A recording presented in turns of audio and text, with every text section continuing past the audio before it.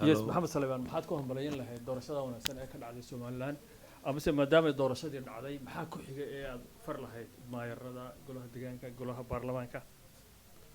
بسم الله الرحمن الرحيم السلام عليكم ورحمة الله وبركاته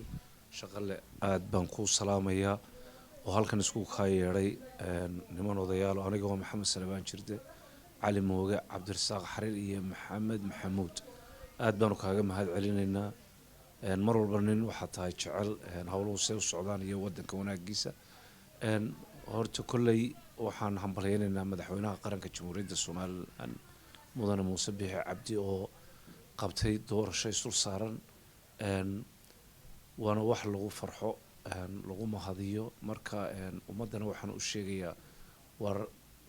ciddii soo baxda iyo ciddii aan soo bixinba qarannimada somalilan baa ka muhiimsan kana wanaagsan doorashadii way dhacday waxaa jiroo kale waa tan maayaro iyo golay baarlamaanka la doonayo dee sida constitutionkeenu dhigayo ama sharcigeena aynu samaysanay sheegaya waxa weeye in golayaashu dhexdooda isdoortaan taana in laga degdega maaha in sharciga la maraa wanaagsan kolley anigu waxaan qabaa ninkii ilaahay u qoran baa soo bixi ee meeshaa la damco waxaa kale oo ina laga rabaa oo haddii ilaahay nafta inagu simo ina sugaya in ummaddani dee wixii ay iibinaysay ee intaasoo dhan doorashooyinkii soo dhacay doorasho walba doorasho wanaagsan bay ahayd anigu sidaan qabo tanna la midun bay ahayd marka waxaan aaminsanahay ummaddu inay mar walba qarannimadooda iyo wada jirkooda iyo wanaagooda ilaaliyaan waxaananu sugi doonaa insha allahu madaxweynaha laga yaabaaba marka dambena inaanu qabsanno doorasho baarlamaan golo deegaan iyo tii madaxweynahoo isuwan oo aanu ka maaranaba doorashooyinkii la qabanayay madaxweynahan aanu waxaan ka codsanaya inaan mar dambe golo baarlamaan iyo deegaan iyo madaxweyne loogu darin hal maalin waayo mar walba wax lagu daro waxa ay nagu kalifaysaa foolxumo oo xaqiiqda marka laga hadlo waa inaynu waxayna qabsanaa waqtigeeda taasaan anu kusoo koobayaa aad baad umahadsantahay shaqal aad baan kuu salaamay aad baan horta ugu kolley waxaan aad ula socdaa maxamed salebaan horta waan aad baynu hambalyeynaynaa dee hambalyada inta ilaahay ka sokaysa somalilan baa guuleysatay waana arin runtii somalilan guul maanta u keenay inta ilaahay ka sokaysa waxaan aad ugu mahadnaqaynaa madaxweynaha jamhuuriyadda somalilan mudane muuse biixi cabdi oo hawsha dadaalkeedii iyo dhexdhashadiisaba isagu lahaa labada guddoomiye xisbi guddoomiyaasha xisbiga qaranka uciid iyo wadani allahuma salli calaa iyo shacbiga somalilan oo iyaguna horena u sameeyey xilqaam dad waddankoodana jecelna ah doorashooyin hore wanaagsan oo qurux badan oo hore inoo soo dhacayna ay jireen imikana doorasho kasii qurux badan oo sidaan filayana doorashada dambe imanaysaana way kasii qurux badnaan doontaa waayo dadkani way korayaan dadkani way dimuqraadiyaddu waa wax inoo soo dee kolley soo bilaabmay maalinba maalinta ka dambeysana way koraysaa hadda waxaa taallaa hawsha way dhacday si qurux badan bay u dhacday waxaa la doonayaa in guddoomiye baarlamaanka soo baxay iyo golaha deegaanka soo baxay iyo maayarka soo bixi doona dhammaan somalilan oo dhan waxaa la doonayaa inay noqdaan dad shacbiga dhegeysta waayo qofka wax laga yaaba inaanu halkan uu joogo aqoon u lahayn laakiin wuxuu u baahan yahay inuu raadsado dadkii aqoonta u lahayd maaha uun inaad adigu ahaato qofka aqoonta ummadoo dhan qof walba waxbuu ku fiican yahay u yeedh weydii doono war maxaan waxaa ku samayn karaa halkaa waxay doontaa ku koos korayso laakiin danta qaranka iyo danta dadka ayay ugu wanaagsan tahay waxaan leeyahay shacbigana sidaa maanta aad samayseen iyo si ka fiican maanta waxaynu leyna tusay inay somalilan ka ilbaxday qabyaaladii oo manka tallaayayd waxba ma qabato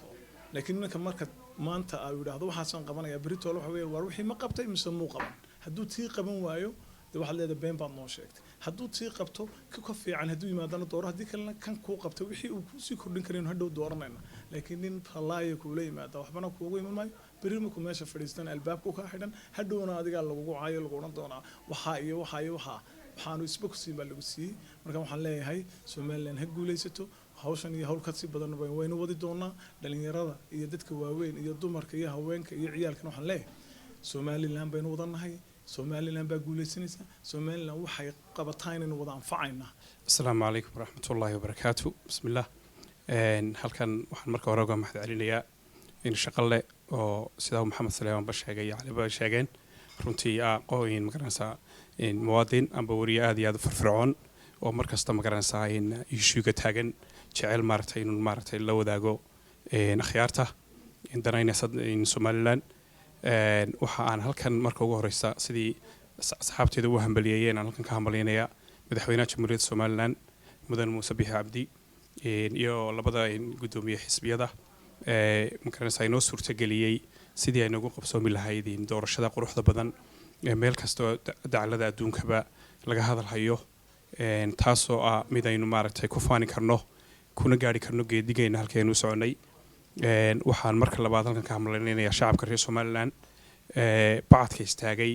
sida nabadgelyada leh ee wadaniyada leh ugu codeeyay xildhibaanadii ay danaynayeen amba ay ka dhex arkayeen inay dantooda magaranaysaa ka shaqaynayaan hadday tahay baarlaman iyo hadday tahay gobol deegaanba waa in doorashooyin badan baa inoo soo qabsoomay midba midba kasii fiicnayd howluhu iyo magaranaysaa iyo geedi socodkuna waa qoriisu dhiib waxa kaliya oo aan halkan fariin u marinaya waxa weeye ragga la doortay hadday yihiin baarlamaan iyo hadday yihiin gobol deegaanba hawl baa idin sugaysa wixii aad ballan qaadeen iyo magaranaysaa sidii wixii dadka aad ka iibiseen shacbigiina nin walba meel bay kugu qoran tahay waxaa loo baahan yahay ilaahay idinla qabto waxaa loo baahan yahay sidii aad u ballan qaadeen inaad u fulisaan oo dalkiina u shaqaysaan gaar ahaan waxa xil weyn sii saaran yahay oo aan doonayaa inaan si gaar ah ula dardaarmo golaha deegaanka ee magaalada Hargeysa waxaan leeyahay gacmaha isqabsada hawl badan baa idin taala walaalihiidii ka horeeyay golaha deegaanka meesha ka kacay waxa la yiraahdaa raggu nin ragi baa la yiraahdaa wax yar tara mooyaan wax ma tara ma laha iyaga laftooda hawl bay soo qabteen haba yaraato marka halkaas bay dadkuna magaranaysaa ka sii wadaysaan geediga iyagana aad baan u hambaliyeenayaa golaha deegaanka hore ee nabadgelyada meesha uga tagay waxaan kaloon halkan doonayaa inaan hoosta ka xariiqo maanta doorashada aynu galay waxa ay meeshii ka saartay oo ay ina bartay inaynu qabyaalad ka maarmi karno xildhibaanada qaar ka soo baxay baarlamanka iyo golaha deegaanka haddaan soo qaato Cabdikariin Axmed Mooge iyo Barkhad Batuun raggaasi waxay u ololeeyeen sidii caalamka looga ololeyn jiray xaafad kasta oo magaalada Hargeysa ka mid ah xafiis bay ka furteen taasina waxayna tusaysaa waxa weeye dimuqraadiyadda iyo qofka bini'aadamka inuu aamino shakhsiyadiisa iyo wuxuu iibinayo oo uu qabiil ku xoroobo waan soo hambaliyanayaa waxaan sugnaaba waxa weeye golihii deegaanka maayars ka dhex doorta iyo baarlamanka iyo gudoomiye iska doorta aad iyo aad baan salaamaya guuleysta baan leeyahay Somaliland assalaamu calaykum waraxmatullaahi wabarakaatuh bismillaahi raxmaani raxiim alxamdulilaahi waxda wasalaatu wasalaamu calaa man laa nabiya bacda mahad waxaan u celinaynaa ballaaran shaqale oo isku soo agaasimay meeshana isugu kaaya yeedhay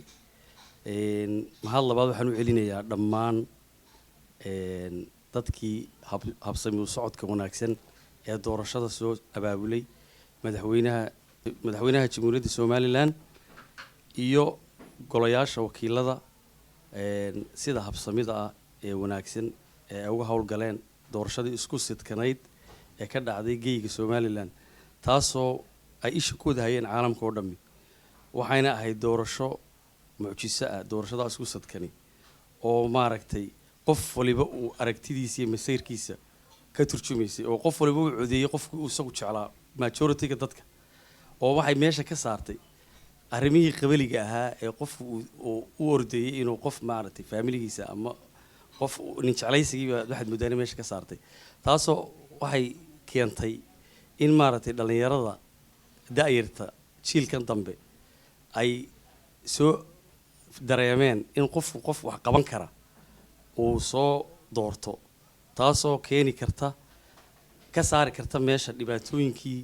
ka jiray ee familiga iyo qoyska iyo qabaliga ahaa marka waxa weeyaan waxaan aad ugu hambaliyeynayaa dhalinyarada garatay in ay doorato shakhsiga ayagu ay doonayaan taa marka aan ka gudbo golaha deegaanka la soo doorto waxaan kula talin lahaa maayar wax ka bedela magaalada bilicdeeda jidadkeeda dariiqyadeeda oo ka dhiga caasimad inay doortaan oo ay ku doortaan kartidiisa aqoontiisa iyo nin maaragtay master brainka magaalada wax kusoo kordhin kara waxaad moodaa magaalada master balankeedu inuu cidhiidhi ku jiro oo maaragtay qof walibana uu iskiri gaari soo iibso dadkii meelay maraan ay laayiin gaadiidkii iska daayay marka waxa weeyaan waxaan kusoo koobayaa raggii iga horreeyeyba hadalka soo gabagabeeyey khayru kalaami maa qalla wadalla hadalka intaasaan kusoo gabagabaynaya wabillahi tawfiiq